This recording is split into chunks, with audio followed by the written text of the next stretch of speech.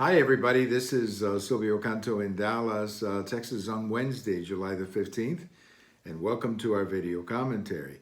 Well, we had some primary elections across the country, and one thing that we can say for sure is that any candidate supported by President Trump had a good night. We saw that in Alabama. We saw that here in Texas, in some congressional elections. Here in Texas, we had one very celebrated race that was a runoff for the Democrats to see who was going to be running against Senator Cornyn in November. There were basically two candidates, a well-known state senator, Royce West, and a lady who comes, I believe, from the U.S. Air Force, veteran of Afghanistan, who is very well, has a good following.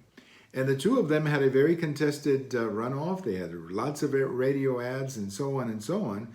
But at the end of the day, the lady, M.J. Hager, won the election, 53-47, but less than 1 million people voted, which is really surprising, given all the publicity that less than 1 million people would vote in such a primary. I mean, if you compare that with Senator Cornyn in March when he ran in an uncontested primary, he got 1.7 million votes. And here you have two Democrats with a lot of publicity getting less than 1 million votes. So maybe there's some enthusiasm problem there for the Democrats.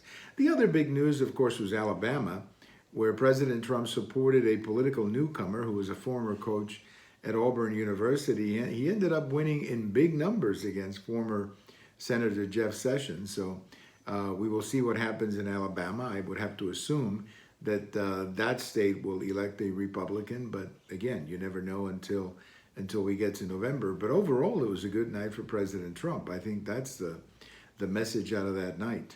Thank you for watching. We have all of these on YouTube, on Twitter, and on my blog. And if today is your birthday, happy birthday. Bye-bye, everybody.